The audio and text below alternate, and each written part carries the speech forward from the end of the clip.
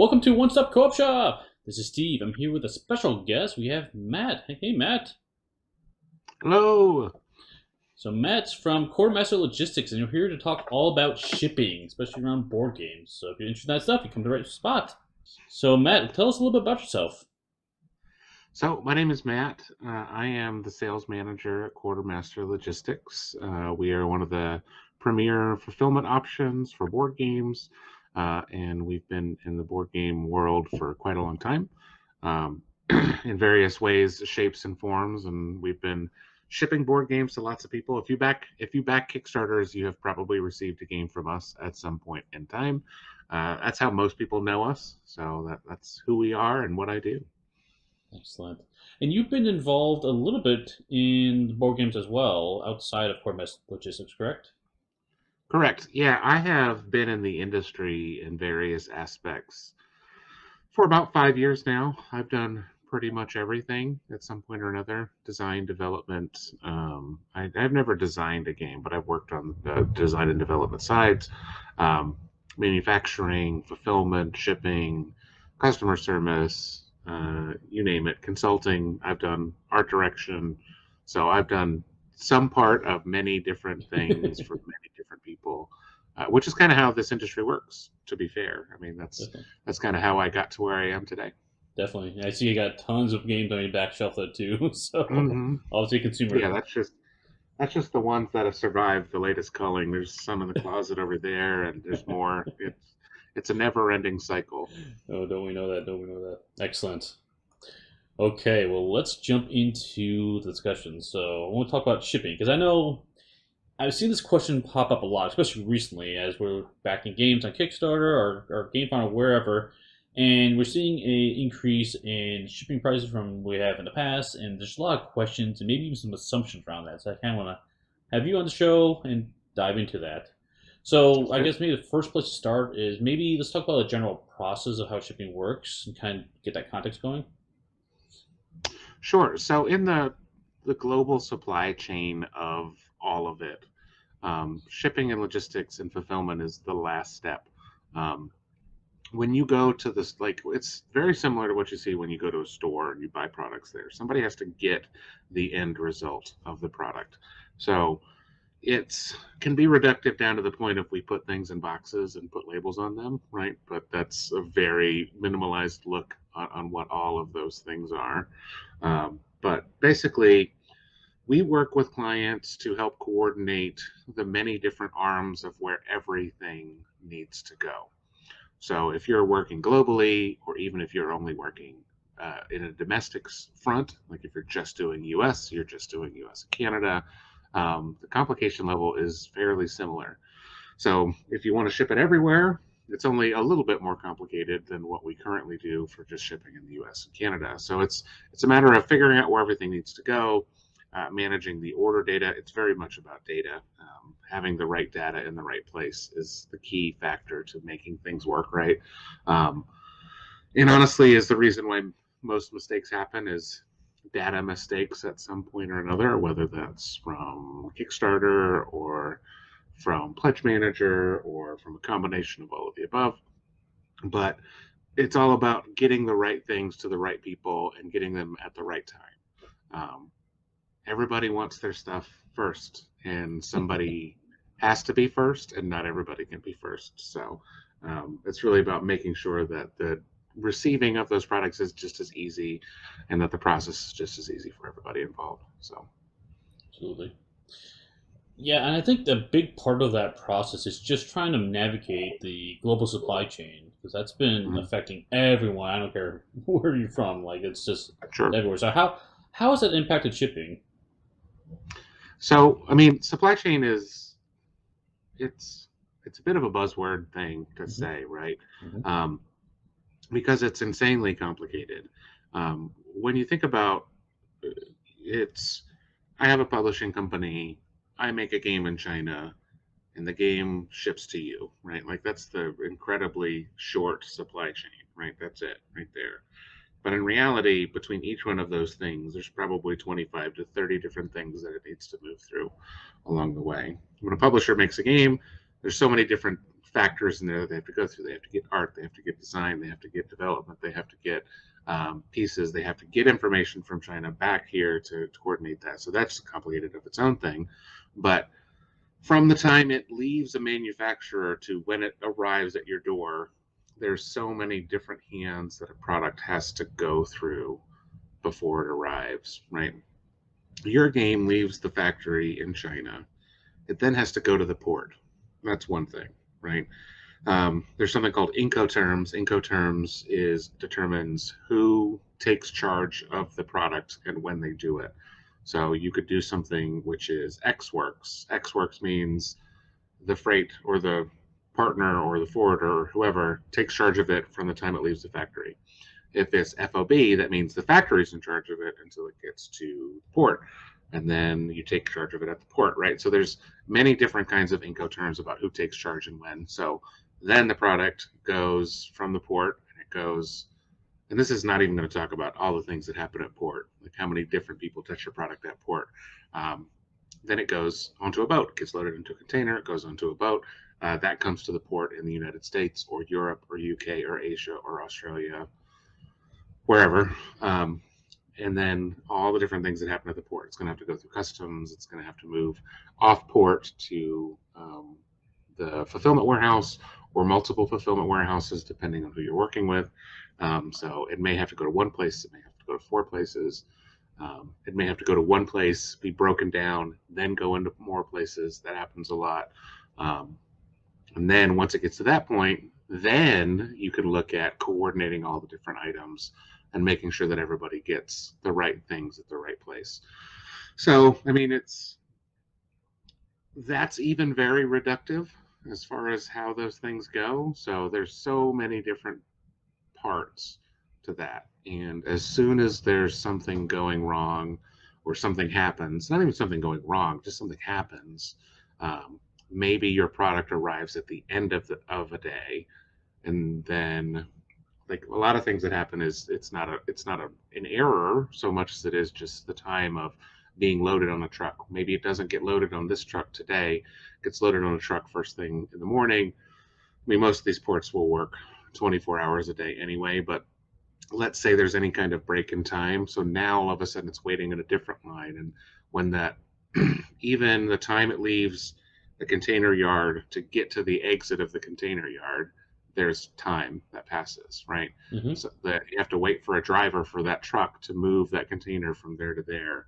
And it might not even be the same driver that takes it from there to there's maybe an offsite warehouse, right? And maybe that offsite warehouse sits on it for a little bit. And then that offsite warehouse needs to get a driver to move it to the next part, right? Like each one of those things has to happen. And what a lot of people don't think about is like the rippling, what I call the ripple effect of all of it. So when one thing happens, depending on where it is in the chain, it pushes that time out through the rest of the chain.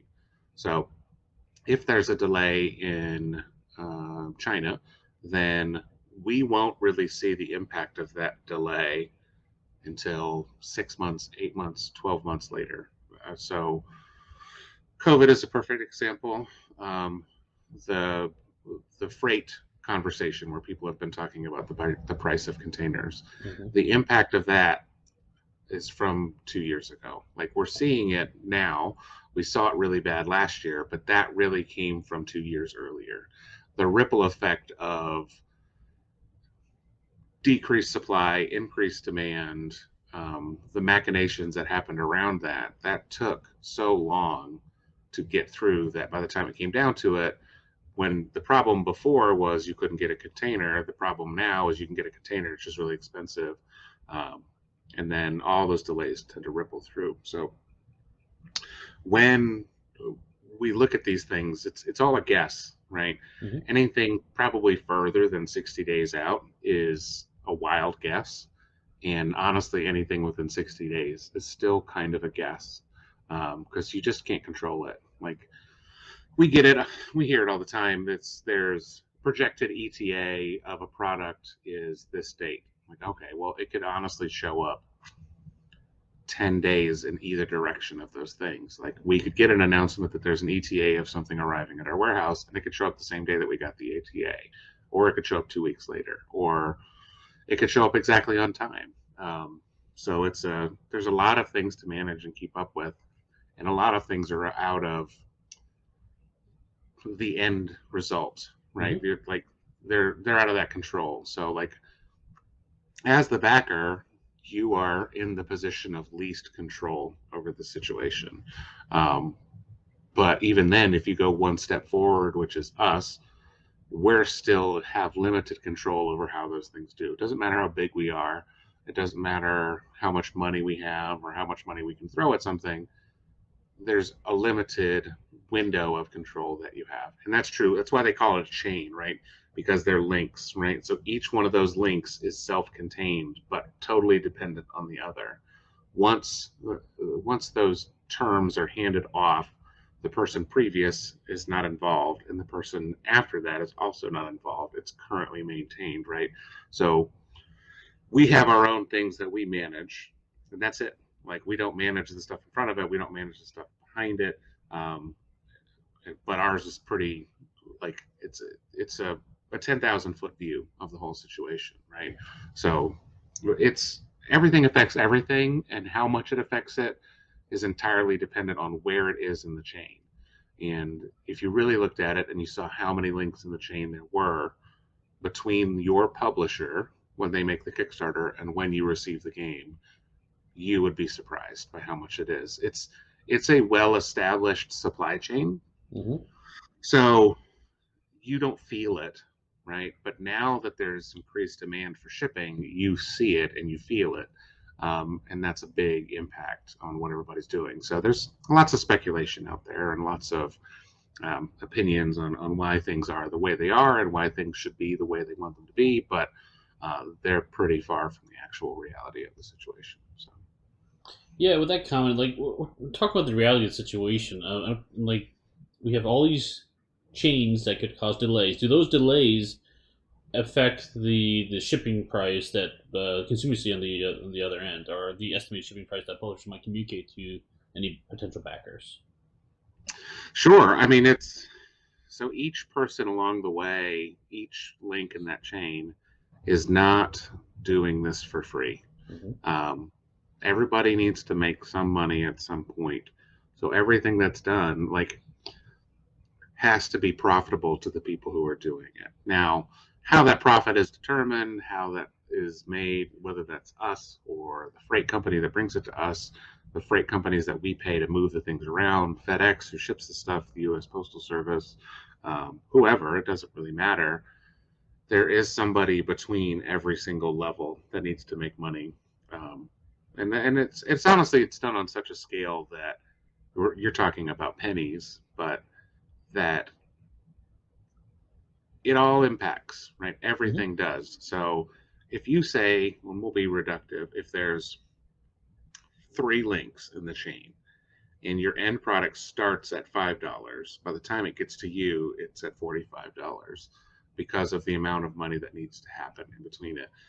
Person at the beginning makes the product for $5. In order for them to make money, they sell it for $10. The next person sells that to the next person in the chain, or maybe doesn't sell it, but adds a service fee along the way. So now that $10 product is $15, and the next person says, okay, it's 30, and then the next person says, okay, it's 45. It's not necessarily a buy and sale like you would see in distribution or something along there, but everybody has to make something along the way.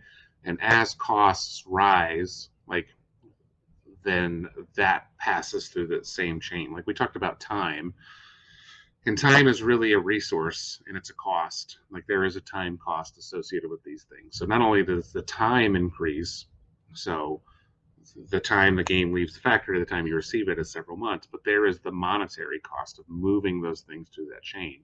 So ultimately, everybody wants to make the most money out Hmm. of the situation. And in reality, it all has to be balanced in the most way possible. So, being the person that buys it, you feel like you're shouldering the load, and you are, but in reality, you're paying for the movement of the product through the chain. Whether you're paying the publisher who then pays for that movement, it all has to come from somewhere, and Hmm. that's how business is done, right? So Right. that it all affects it in some way, shape, or form.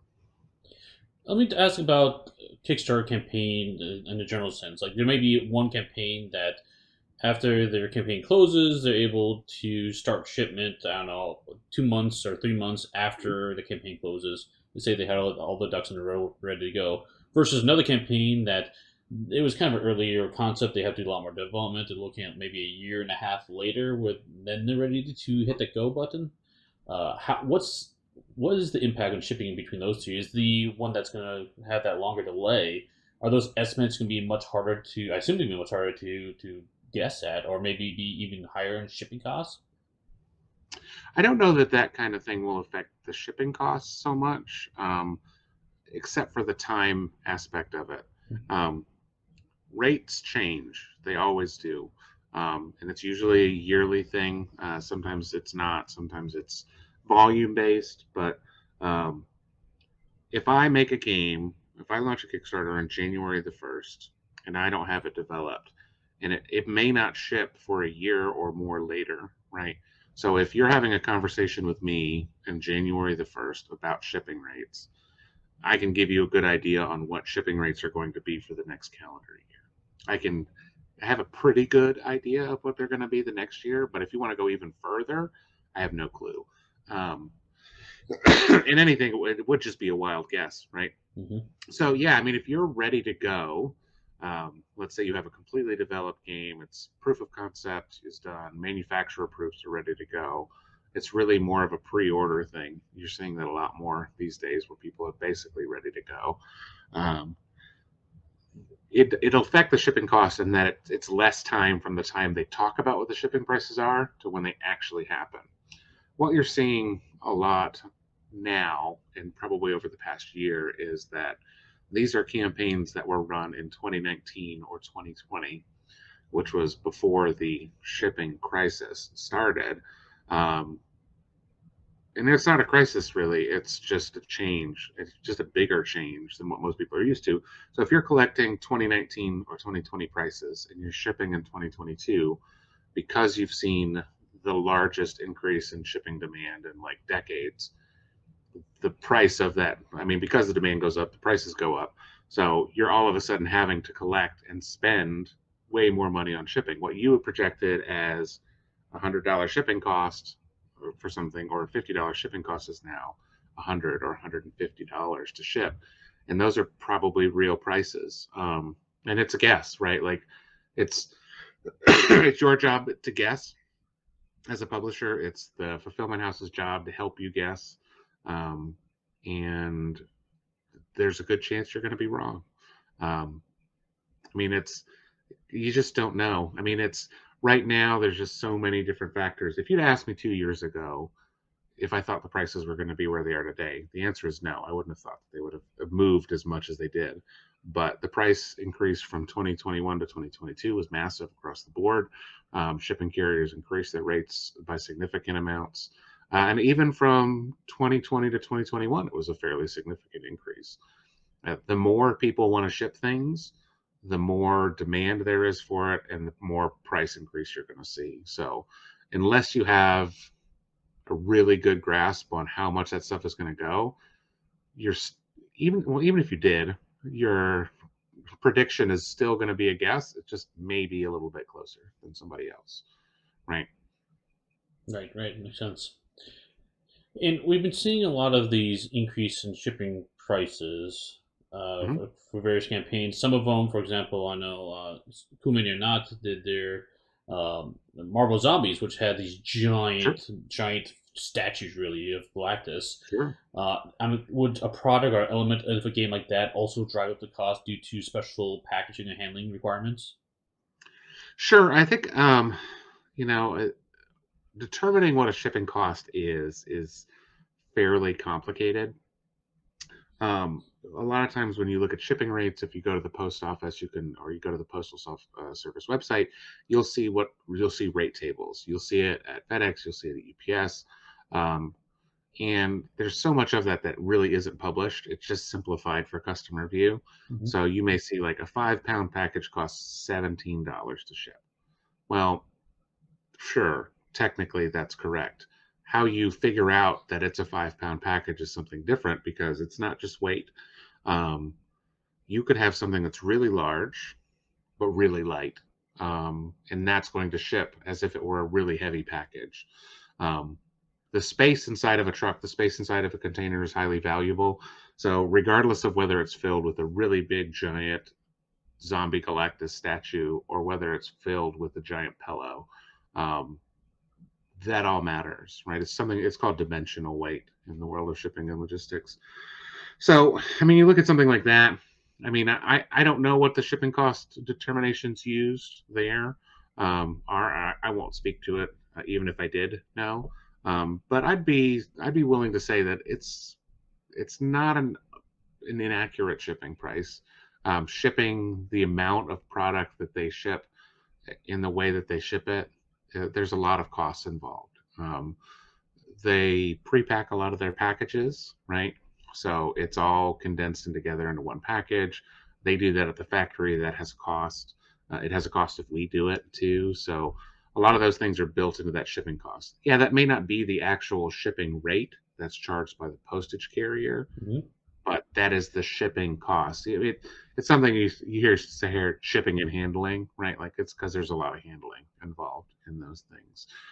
So I don't think it's an unrealistic price, to be fair, for everything that's involved in shipping that stuff. It is a high price, but Hmm. if I was getting, I mean, I got some Kingdom Death Monster up there on top of the thing, and that was not a cheap thing to ship, and Yeah, I for haven't even sure. gotten it all yet, right? So it For is sure, for sure. it's going to continue to not be cheap to ship because it's a lot of stuff, and it's there's so many things to think about. If you have a box like Ticket to Ride. Hmm. Ticket to Ride is 12 by 12 by 3, 12 by 12 by 4, something like that. Weighs between 4 and 5 pounds. That's pretty standard, pretty average size for things. But then you also have something like Cards Against Humanity or Secret Hitler or something like that. It's a very long box, right? It's also really dense. Cards are really dense. Books are really dense. So it's a really long box with really dense stuff inside of it. Um, so that is not going to ship in quite the same way, and it would probably require a custom box to ship because of the shape. It's not going to fit in a standard box. It may fit. It's why it's why if you order something from Amazon, you may get one small thing instead of a big box, right? It's because the system says this is the closest standardized box that we use to do that. So you're paying Mm. for that box. Well, Amazon is a different thing, but you're paying for that size box to move, whether it's used appropriately for space or not. It's one of the things we do is we try to focus on maximizing the usage of space inside your boxes, right? We have some software that does that stuff for you. So Oh, cool. And with campaigns, we always have surprise editions, and maybe they're stretch goals, maybe they're planned, maybe they're unplanned. mhm. How would a stretch goal maybe impact the price of shipping that could make it difficult to estimate? So I mean it's pretty common. When my team, the sales department, when we try to interact with people, I've done it before. I've worked on multiple Kickstarters from a publishing side of things. So we try to talk about that with people up front as much as possible, but it's hard. You're in the middle of a campaign, people are asking for something, they want something.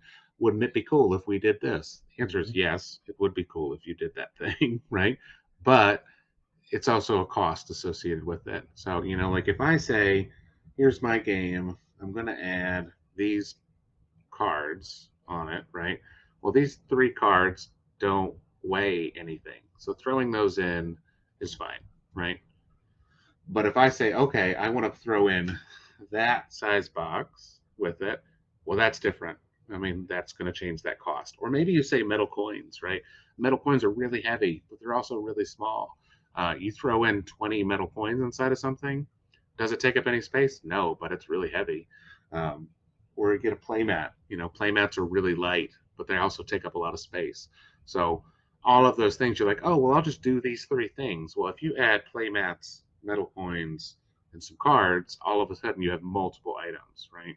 So it's drastically affected the weight and size of the box. But Hmm. also, once you have multiple factors of items that are added, like we all love it. We all say, okay, I want these 20 things that come with a Kickstarter. Right. Well, the shipping cost of that is increased because of the extra things, but also the complexity that matters, right? Like Most companies, most fulfillment companies will say anything past 5 items or 6 items, or maybe 2 or 3, depending on the shipping company, it costs extra to put that many items in the box. And we're like, well, that seems silly. Why does it cost extra? I'm like, because it takes extra time. Mm-hmm. We've worked on campaigns that have had 500 SKUs that are included. SKUs as products, but well, packing 500 SKUs in a box takes 2 hours, right, or more. Packing 5 SKUs in a box takes 5 minutes or less, right? There's a big difference in time, and all that time it costs something, right? It also slows things down or speeds things up accordingly. So if I've got a Kickstarter and my Kickstarter includes 4 packs, and I say I'm going to take these 4 packs and that's it, everybody gets the same 4 packs, it's probably much cheaper to do because it's very easy to do. Everybody gets the same thing. It's easy to process. It happens very quickly. It's small, right? Like you see it a lot nowadays. A lot of companies are looking at smaller options for product. How can we do small products that are still of big benefit to people? Mm-hmm. It's definitely not as cost effective as it once was. Not that it was ever cheap to do, but um, definitely not as cost effective as it once was to ship, several hundred miniatures to people. Right? That is, there's a lot to go along with that. And does the Kickstarter bundles affect that as well? I'm assuming if you have a campaign with maybe one or two choices and that's it, versus a campaign that's can you do it a piecemeal, or I want product A, C, and F, and I don't want the other stuff where you have to. It's more of a custom order. Does that also drive up the complexity and potentially the cost as well? Yeah, absolutely. I mean, it's you see it quite a bit with people who want to add like previous products. Like maybe this is my 10th game and I want to add all 9 of my previous games as an option for people to pay. It's totally possible. It's not that complicated to do. It just is a measure of time and money to do that. Like not only that, you have to manage the availability of all those things. Like, okay, I've printed 2,000 copies of this thing. I want to make all 9 copies of these things available. Now I have to manage the quantities of all those items as well. Whether that's the publisher that does it, or it's a fulfillment company that manages your inventory, or whoever. Maybe it's a combination of all of the above. Now you have to make sure that you have the right amount in the right place at the right time. So now you've created another level of complication for those things. So it's a simple thing to say, make more stuff available, sell more stuff, make more money. Mm-hmm. Doesn't necessarily work out that way, right? So if you've got 100 different items that need to be added to things that you want to make available, your order variations are pretty high, right? So we're the skilled fulfillment companies don't have any issues with that. It just definitely affects the cost, and it definitely affects the time involved. Sure. So it makes things a lot harder to do, but it definitely affects it for sure. One of the questions that was asked by our Discord community was asking about the fuel prices. Like how much do fuel prices influence shipping prices? Well, I mean, I'll say it's the primary driving factor at this moment. Mm-hmm. Um, you know it. I mean, if you drive anywhere, you know how much it costs to put fuel in your tank. If you Right. live overseas, you definitely feel it because it's super expensive to put fuel in your tank over there. But I mean, it's the primary driving factor in shipping and logistics, period. It always has been. So the fact that the fuel prices are what they are now is a big part of that, right? Um, there are surcharges involved with those kind of things you see it when it gets to be a holiday weekend. July 4th was earlier this month. If you try to fuel your car up on that Friday or Saturday of July 4th weekend, you paid more money Mm-hmm. because there was more demand for that fuel. So because everything requires fuel to move, everything does. There is no non-fuel way to move things. There's magic does not exist, in case anybody didn't know. So we can't magic these things around. So every step of that supply chain requires some kind of fuel, whether it's airline fuel, ocean liner fuel, fuel for a truck, whatever. All of those things do that. So the price that you're paying for fuel is a great indicator to see like how much shipping is really affected. If you feel like you're paying a lot for gas, just imagine multiplying that times 1,000 gallons every few hours, which is what some of these places put out, right? So it's a lot, and they're probably paying less than you because of the volume, but it still is majorly impactful. So it affects everything we do. We try to and most places do try to absorb and average those costs, Hmm. but sometimes it's just not possible because of how high surcharges for fuel and things like that are. So. Yeah, and one thing about averaging costs as well, because normally there's some level of averaging because it might be a shorter distance to deliver a product that's closer to the arrival port, for example, Hmm. versus someone who's on the other side of the country, wherever it happens to be, right? Um, Sure. and so, how does that tie into all these estimations as well? Um, Not as much as you'd think. I mean, it just depends on how many hands it has to go through. Um, we're based in Florida, so like something that moves from our warehouse in Florida to Atlanta, it's probably not going through any other hands in between. But in reality, a lot of the times there are shipping hubs all over the United States, and a lot of times you'll see them when you're driving between big cities. You'll see these big, giant buildings, lots of docks, like trucking docks that they're called cross docks. But you may see something that comes into one side of that, literally unloaded from one truck and put into another truck and then moved, right? So the further it moves, the more hands it goes through along the way. Very rarely does something get loaded into one truck and then stay in that truck all the way. So if we're shipping something to California, it's going to go through some hands at some point, right? Like Sure, sure. because we work with major providers like FedEx, we don't really manage that. But if you ever watch, if you, I mean, we all do it. You get a tracking number, you watch it, and you see, you're like, why did this drive past my house Hmm. to get to me? I'm like, well, the answer is because that wasn't the delivery driver. You just watched different scans, right? This was scanned in here and scanned in here and scanned in here. Well, it's also like maybe it's at the front of the truck, right? Like maybe we got this big old truck and your box is all the way at the front, it's all the way at the bottom. Well, that's not how things are unloaded. They're not just because they drove past your house. They're not going to walk into that truck, get that one box, and pull it out. All those things have to be unloaded in a certain order. It's the primary thing we do in logistics is managing things that is both profitable for the company to do and that is the easiest way to do it, right? So it's a fairly complicated process. So distance affects it in that way because of the amount of hands, but I don't know that it affects everything as much. Like the cost per is fairly similar. That's why, I mean, it's why if you've ever really dug into shipping prices, you see zone pricing. Hmm. The closer it is to you, the less it is. It's because the less hands it has to go through, right? Yeah, makes sense. Makes sense. And one of the questions we had on our Discord server was, what is the typical minimal volume you advise game producers to ship for it to be worth it? You can talk about like a. Um, yeah, it's kind of a twofold question Mhm. because um, when you're printing a game, you're not just like if I have 1,000 backers, I'm not printing 1,000 games. I'm printing 2,000 or 5,000 or 10,000 or more, right? Maybe I print 20,000 because I have other plans for these things. Mhm. Um, we we advise companies not on how much they print. That's not our.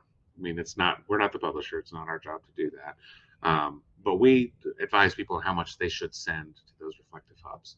So we say anywhere from 5 to 7 to 10% more than what you intend to ship. So if you're shipping 1,000 units, you would need to send 1,000 plus 5% to make sure that things are covered.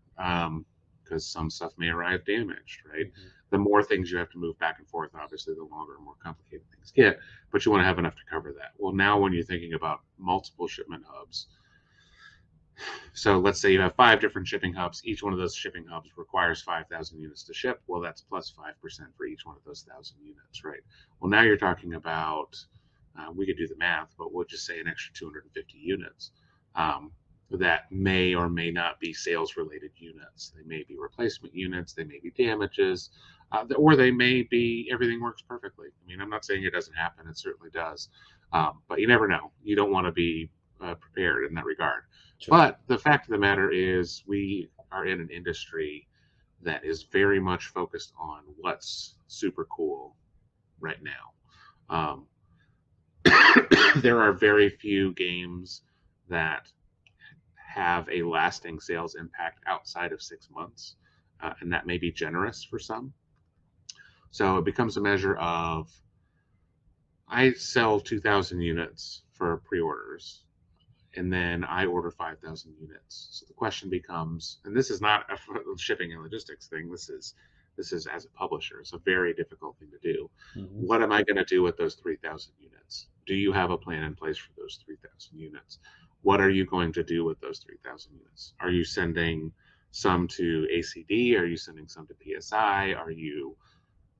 Is it getting ready to be convention season and you want to have 500 plus copies to sell at all the different conventions that you're going to? What's your sales plan? So what we advise people to do is to have a plan for their product long term, because it gets to a certain point of storage. So board games are big. We've talked about it several times. We all know it. Hmm. Very, very rarely do we have a board game collection that is more than 50 games. It doesn't take up a ton of space. It's the entire right wall of this room, plus you can't see it. It's over there too, right? Yep. Yep. So I have a lot of games, but I mean, they take up a lot of space. Yep. I mean, I also play Magic, and I have a bunch of cards, and those take up a lot of space, Oh yeah. right? Yeah. So everything takes up a lot of space. So if I have 3,000 extra units, that's a lot of pallets, right? So let's say you spend $20 a pallet to store something, and you can only fit, let's say, 200 games on a pallet. That adds up pretty quick. That's a lot of pallets to store. It's $20 a pallet. So the longer you store that product without sell through on that product, the more money you lose, because that continuing storage cost eats out of that margin. Ideally, you want to move quickly through the product. The ones that you see really do it well, that need to move to a second print run quickly, that's exactly what you want it to be, because you're not long-term storing your product. Hmm. Long-term storing a product that you're going to sell through, what you hear people talk about is evergreens.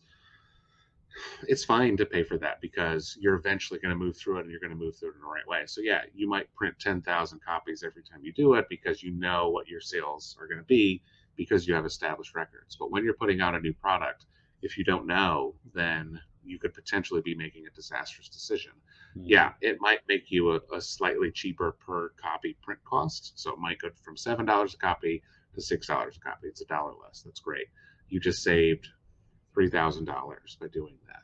But if you're going to spend $3,000 or more on storage costs over the Yeah. next year, then it didn't work out, right? You lost money on doing that. It's probably better to print 2,000 copies, pay $1 more a copy, that you can guarantee that you sell. So we don't advise people on how to sell things. We're not a marketing company. That's not what we do. But we advise people to do is to only print the copies that they know that they have a plan for, because it's a stark thing to say, but sometimes it's cheaper to destroy your product than it is to store it. Hmm.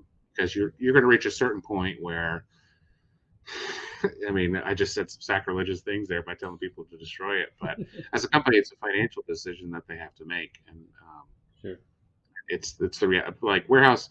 Just, I mean, if anybody's tried to buy a house or rent an apartment in the past year, there's a premium cost on space. There's a Yeah. premium cost for time and everything nowadays. So warehouses are exactly the same. It is not cheap to store your product. It is not cheap for warehouse companies to provide storage for that product. So you got to manage all those things. So it's a we could go into some business talk here, but it's called the sunk cost fallacy. It's because you paid for it up front, you think you'll make your money back. That's not exactly what the sunk cost fallacy is, but it breaks down to that. Hmm. So we think because we paid for it, we'll eventually make the money, and it's just not true. So that's the kind of advice we tell people. Say, look, like, do you want to pay to store this? Because it'll come down to the fact that it's a year later, you have 2 pallets left of stuff that you can't quite move through. But like at a certain point, like, all right, do you want to spend $40 a month storing product that you're never going to sell? No, you don't want to do that. You find a liquidator, you find a consolidator, or you just burn it. I mean, it's a weird thing to say, or you just give it away, make a donation, donate it to the libraries and get it out there for people to play with. Anything is better than paying for something that you're not going to make money on. So. Right. Right. Right. Makes sense. Makes sense. Yeah, I'll kind of wrap this discussion up here. Kind of probably land on reiterate maybe or land on harder here. The question I see a lot talking about people use the word, "Is this the real price? Is this the new reality?" And I kind of get a feel from maybe from your expertise here and seeing the numbers you've been seeing. Is this the are these numbers that we're seeing for shipping? Does this seem reasonable? Or do they potentially seem padded? I've heard that from some people. Like, oh yeah, I think this company's padding out the shipping cost to make a little more money, or what's going on with that? So I mean, it's comparative, Mm-hmm. right? Like it, it comes down to that, right? Like there's a strong reality of cost mismanagement in our industry, and I've said it before, and I've said it publicly, but board games have been $50 for a long time. I Mm-hmm. mean, a long time. The cost of buying games 10 years ago was $50. The cost for a lot of games now is $50. Um, a lot of companies want to lower that price. Um, and the fact of the matter is that price, that $50 price, has to contain everything else, right? Mm-hmm. So the costs are increasing. The cost of raw materials have increased dramatically. The cost of shipping has increased dramatically. Like, what's the real price? I mean, that's hard to say. I mean, there a lot of companies will subsidize portions of your shipping costs. If you've been around long enough, if you've been backing Kickstarters long enough, every Kickstarter that you backed had free shipping. Well, none Mm-hmm. of them had free shipping. They just didn't charge you for shipping because they subsidized the shipping cost into the price of the game. Well, in order for that to be possible, the cost for the game has to stay the same. So if it costs you $25 to make a game and it costs you $25 to ship a game, you can charge $50 for it because then everything is paid for. Well, there's no margin built in there. The company can't make profit, so they have to eat their own money. They have to eat their own profit in order to subsidize those things, and that Mm-hmm. becomes less and less feasible because the costs have increased right over time. So it's very much a perceptive thing. It's very much a comparative thing. You know, Mm-hmm. like, is it more expensive to ship something now than it was last year? Yep, 100%. Is it going to be more expensive next year to ship exactly the same thing? I 100% guarantee that it will be. Right. Shipping rates change yearly. For some places, they change quarterly. Um, but they will always change. And when I say change, I mean go up. It's never going to go down, right? You're not going to be like, well, guess what? This is the year that shipping prices went down. That doesn't happen. They always go up. It's inflation. It's the way, yay, capitalism, I guess, right? But that's how it works. Right. So it's, do I think they're real? That's not my position to say whether something is real or Right. not. Yeah. Is it realistic? Yeah, I think so. I mean, it's indicative of inflation. Inflation is higher now than it's been in ages. We're dealing with record inflation costs. When you add that to record demand for the products and services, yeah, I think these are realistic prices. I mean, I think it's fair. Is it a price that you don't want to pay?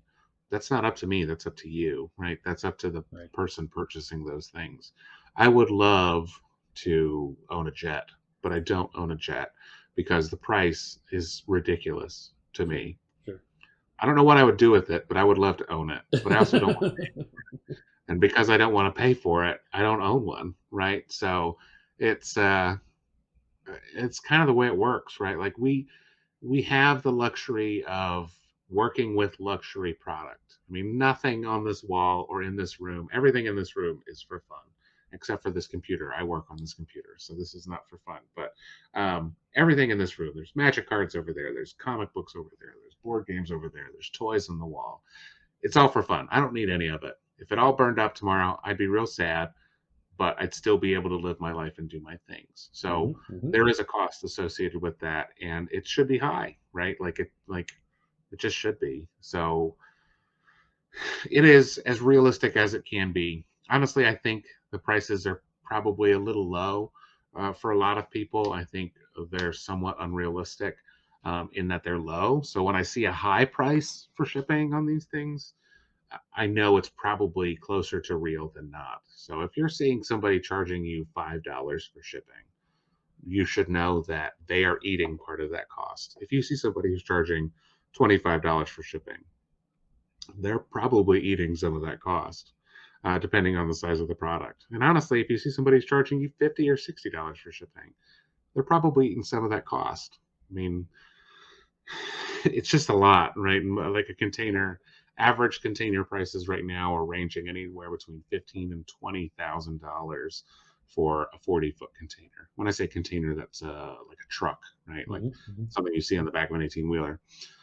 So, I mean, I know you think you can fit a lot of stuff in there, but when you're looking at really big things, like you look at, I mean, Frosthaven, Gloomhaven, those kind of things, you can only fit so many of those in that truck before it gets full. So maybe 1,000, right?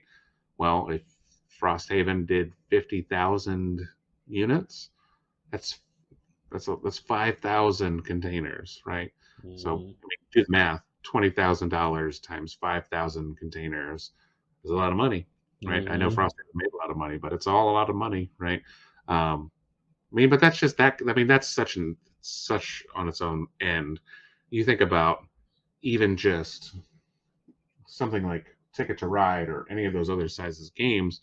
It's a lot of space. It takes up a lot of space and costs a lot of money to move things that take up lots of space. So it adds up pretty quickly for a lot of these things. We're not dealing with the small things, right? We're not dealing with card collecting here. We're dealing with board game collecting. We're in a hobby where we collect some of the biggest things that are out there. Like it's just a lot of space. I think it shipping is the most expensive part of what Mm-hmm. we do. Um, I think it didn't used to be, um, but it is now, right? And a lot of people like to use shipping crisis and shipping problems and what's the problem with shipping? Like there's not a problem with shipping. It kind of goes the way it's always been. It's just happening more often. So anytime you do something more, it's going to get more expensive. So and honestly, the fact that it costs more is not necessarily indicative of it being a problem. There problems in this industry? Sure, right? There's problems in every single industry that we do. There's problem in manufacturing, right? There's problems in publishing. There's problems in all of it, right? Mm-hmm. I think game designers should get paid more than they currently do. I think that's a problem, right? But it's a problem with everything, right? So this is just the easy target because it's the very last check that has to be written, whether it's by you as the backer or whether it's by the publisher when they're paying for fulfillment. It's the last thing before you can wipe your hands on it, right? When a company is making a game, the last check they write is to their distributor or to the shipping company or the fulfillment company. And it's the same thing for you. When you back a game on Kickstarter, the very last payment that you make is probably for shipping, right? So it's always the last thing that hits, especially, and it's just a feel bad, right? Like I've already paid for this. Why do I have to Right. pay again? Like, well, you didn't pay for that. You paid for the game. Now you're paying for the shipping. And so it's one of those things. It's the last dollar amount that we look at. So it feels like it's a problem when it's Mm. probably, and it's actually not a problem. It's just more expensive than it used to be. And it's certainly more visible now than it ever was in the past. So. Excellent. Excellent. Well, thanks, Matt, for your time. I really appreciate you taking time in your schedule to chat with me on this topic, and that was very, very informative. Great. Happy to do it anytime. Excellent. Okay, thanks, Matt. And if people want to reach out to you, how can they find you? You can reach me at Quartermaster at our website, basically, is the easiest way to do it. You can go to www.qmlogistics.com. There's a contact us page for customer service issues, but you can also see an email for sales. That's me. That will go to the sales team. I'm at all the shows. If you go to a show, I'm probably there. We're getting ready for Gen Con. That's next week. You'll see me there with a quarter. I'll be wearing a hat just like this, probably this one. And I'll have a Quartermaster Logistics shirt on. You can say hello. But if you're a new publisher and you want to get into this, if you're looking at doing your own Kickstarter, shoot us a message. We're happy to talk to you about these things. If you've got questions, we're always available through there, and you can find me that way. Awesome. Awesome. Well, thanks, Matt. I appreciate your time, and thanks everyone for watching. I'll see everyone at the next stop. Bye bye. See ya.